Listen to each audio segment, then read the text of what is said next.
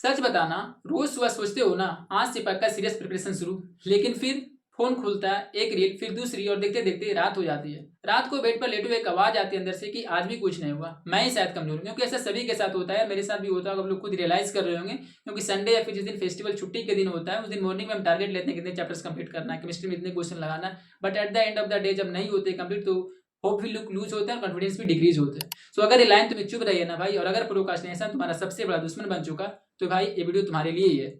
ऐसा मैं क्यों बोल रहा हूँ, और अगर तुम सोच रहे हो कि 99.9 परसेंटाइल लाने वाले या फिर 99 के एवर परसेंटाइल लाने वाले लोग अलग होते होंगे, तो ये वीडियो के अंत तक जरूर देखना। क्योंकि जो भी बातें मैं आज बताने वाला हूँ वो ना मोटिवेशन स्पीच होगी, ना 12 घंटे की टाइम टेबल। वो एक सिस्टम है जिससे प्रोक्रास्टिनेशन टूटता है, कंसिस्टेंसी बनती है और डेली प्रोग्रेस आपको दिखती है। क्योंकि ऐसा होता है ना कि मैं बहुत पढ़ रहा हूँ, बहुत सारे क्वेश्चन दिन भर पढ़ रहा हूँ, बट हमको मार्क्स टेस्ट में अपने मार्क्स को हम रिफ्लेक्ट ही नहीं कर पा रहे, वो दिख ही नहीं रहा है मार्क्स में।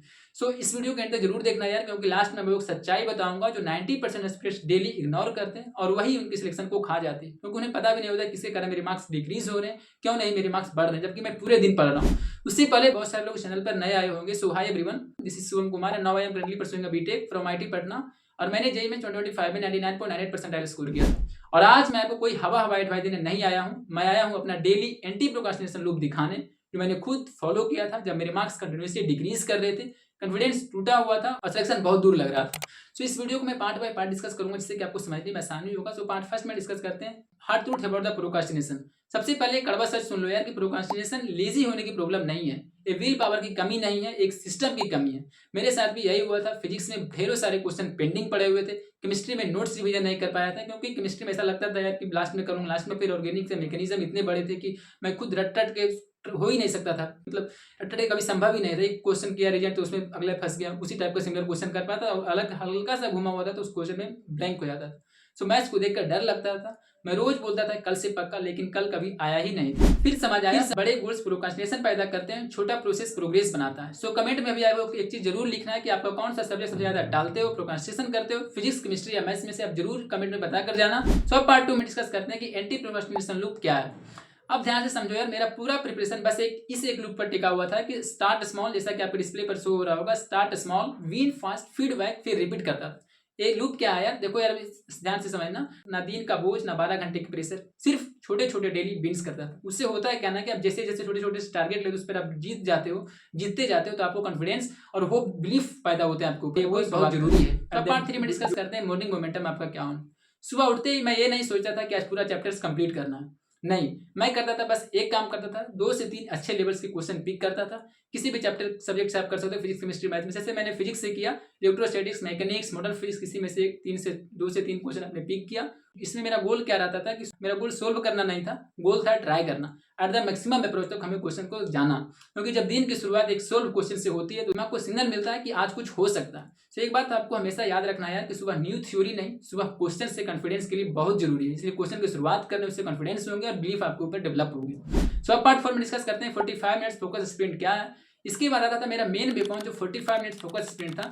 सबसे पहले फोन को साइलेंट किया, टेबल साफ किया जहां पर मैं पढ़ाई करता था, और टाइमर अपने ऑन किया, क्योंकि टाइमर के साथ एट द एंड जब एग्जाम देने जाओगे जेईई के, तो वहाँ भी टाइमर ही लगा होगा 3 आवर्स का, उसी में आपको अभी से टाइमर में आप ढल जाओ। सो मेरा सब्जेक्ट का अप्रोच एकदम सिंपल था यार। जैसे किसी भी सब्जेक्ट, जैसे फिजिक्स केमिस्ट्री मैथ्स में से कोई भी कॉन्सेप्ट मैं पढ़ा, उस कॉन्सेप्ट पे एट दैट टाइम, उसी टाइम पर्टिकुलर 5 क्वेश्चन उसी कॉन्सेप्ट पे लगाना मस्ट है, तभी आपको उस फार्मूला और कॉन्सेप्ट बाई हार्ट मेमोराइज हो जाएंगे। सो केमिस्ट्री में बहुत सारे लोग कहते हैं मैकेनिज्म पे कमांड नहीं है, तो देखो क्या करो यार, जो भी मैकेनिज्म आप पढ़ रहे हो उस पर एटलीस्ट 20 MCQ लगाओ। मैथ्स में कोई भी कॉन्सेप्ट पर वही 4 से 5 पीवाई को लगाना मस्ट है। हर स्प्रिंट के बाद मैं क्या करता था, मैं अपने खुद से पूछता था को स्प्रिंट समझा या बस पढ़ा।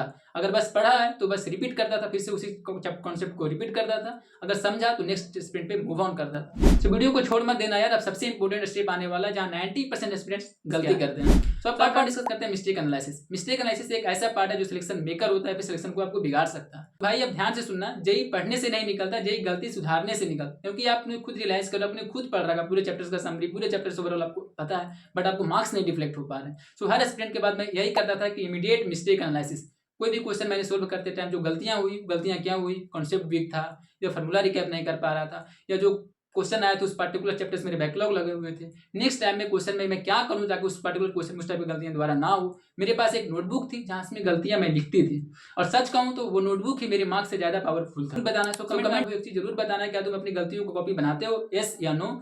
अगर बनाते हो तो अच्छी बात, अगर नहीं बना रहे हो तो बनाना आप स्टार्ट कर दो। सो पार्ट 6 में डिस्कस करते हैं small wins equal to big confidence.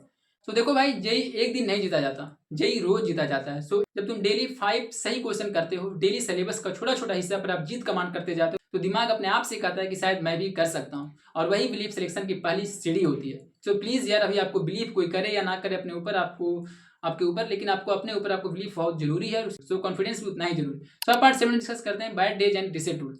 देखो यार, एक और सच्चाई सुन लो कि हर दिन आपका परफेक्ट नहीं होगा। ऐसा नहीं कि आज 200 क्वेश्चन लगाए तो कल भी 200 क्वेश्चन ही लगे। कुछ दिन मूड ऑफ होगा किसी भी कारण से, तो मेरे भी कुछ दिन 0 डे होते थे, लेकिन मेरा एक सिंपल रूल था, 0 डे के बाद 0 अलाउड नहीं। अगले दिन बस 30 मिनट्स के टाइमर लगाता था, उसमें 10 क्वेश्चन में पिक करता था, बस लूप रीस्टार्ट रखना, इसी लूप के साथ आपको मूव ऑन करते जाना। No guilt no self. तो अब पार्ट 8 में डिस्कस करते हैं सिंपल टूल किट। देखो ना, मैं कोई भी फैंसी ऐप्स के बारे में नहीं डिस्कस करते, और टाइम कंज्यूमिंग होते हैं। मेरा टूल बस सिंपल था, टाइमर लगाया, पीवाईक्यू को लिया और गलती की नोटबुक उसमें साथ में रखता था, उसमें जो भी होता था उसको मैं नोट डाउन करते जाता था। फैंसी ऐप्स नहीं, कंसिस्टेंसी चाहिए यार। कंसिस्टेंसी से आपके रिजल्ट रिफ्लेक्ट होंगे, मार्क्स इंक्रीज होंगे और इंप्रूवमेंट आपके अंदर दिखेगी। तो देखो यार, एक चैलेंजेस है मैं आपसे करता हूँ कि आप आज से सिर्फ 30 मिनट्स पढ़ो, सिर्फ 10 क्वेश्चन पिक करो, एक गलती उसमें लिखो, बस इतना करना है, आपको अपने आप इंप्रूव होंगे। सो कमेंट में लिखो कि मैं आज एंटी प्रोक्रास्टिनेशन लूप शुरू कर रहा हूँ और मैं पर्सनली हार्ट से रिप्लाई करूंगा, क्योंकि आज नहीं करोगे तो कब करोगे यार, ये बहुत दिन अब हो गए, पूरे 2 साल आपने बर्बाद कर दिया। सो वहां से आप एंटी प्रोक्रास्टिनेशन लूप शुरू करो, मैं पर्सनली रिप्लाई करूंगा भाई। देखो यार, एट द एंड वीडियो का कंक्लूजन यही है यार कि भाई आखिर में बस इतना समझ लो कि तुम कमजोर नहीं हो, तुम गलत सिस्टम फॉलो करो, इससे कारण आपके मार्क्स इंक्रीज नहीं हो रहा। अगर ट्रस्ट नहीं है, तुम एक बार बस 1 हफ्ते 2 अभी कहीं आप ट्राई करके देखो, आपको खुद रियलाइज हो कि मार्क्स डिक्रीज हो। मैं डर, डिस्ट्रैक्शन, लो मार्क्स के बावजूद 99.9% ला सकता हूं, तो तुम भी ला सकते हो भाई। सो बस आज से छोटा सा स्टार्ट करने, सही लूप और डेली कंसिस्टेंसी आपको रखनी है, इसी से आपको मार्क्स इंक्रीज होंगे और आपके होप और बिलीफ भी आपको अपने ऊपर आप डेवलप हो पाएगा। सो अगर ये वीडियो सच में तुम्हें फील करवाया है तो लाइक जरूर करना यार, और सब्सक्राइब करना, क्योंकि ये चैनल सिलेक्शन से पहले बिलीफ बनाता है। सो मिलते हैं नेक्स्ट वीडियो में, मैं तब तक पढ़ाई से भागो मत, सिस्टम बदलो। So thanks for watching this video यार, I will meet the next video. So thanks.